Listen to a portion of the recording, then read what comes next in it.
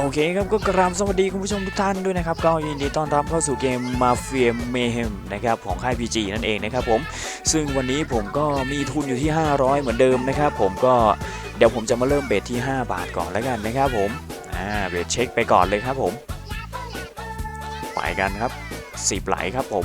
สวยงามครับไปยังไงต่อโอ้โหคูณหนักครับ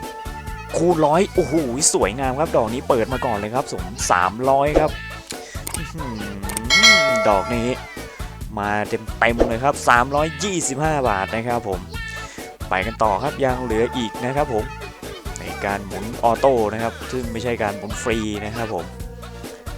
โอ้ยคูณ60เข้าไปครับผมโอ้โห150เบาๆครับผมไปกันต่อครับยังเหลืออีกโอ้โหขาดอีกตัวหนึ่งเนาะ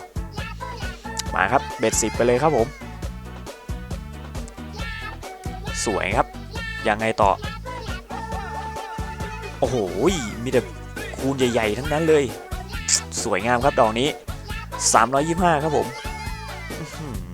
มาดีจัดไปกันต่อครับเอาเรียบร้อยครับผมเข้าฟรีสปินนะครับผมที่15สปินนะครับเรามาดูกันดีกว่าครับผมว่าจะได้สักเท่าไหร่นะครับผมกับการเข้าฟรีสปินในรอบนี้ตอนนี้ก็มีอยู่ที่ 1,170 แล้วนะครับผมยังไงครับไหนครับ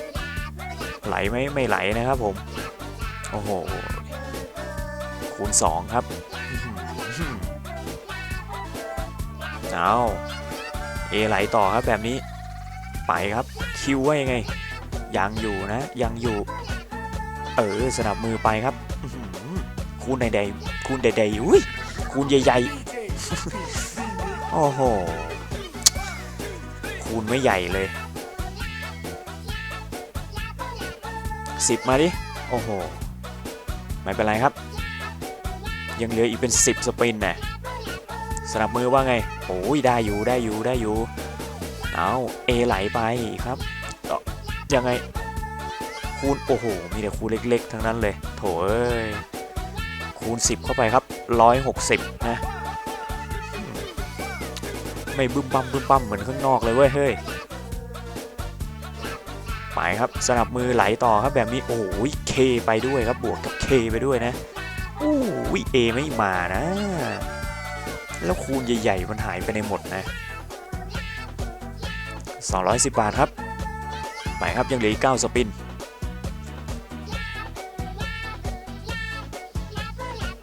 โอ้นิ่งเลยเว้ยเฮ้ย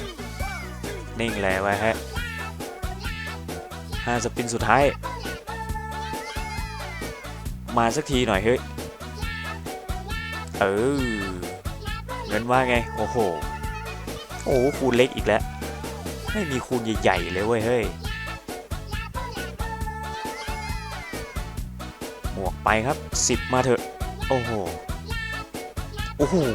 คูณใหญ่มาตอนแบบได้แบบแค่2 บาทอะท้อแท้เลยเอาอีกแล้วคูณใหญ่มาอีกแล้ว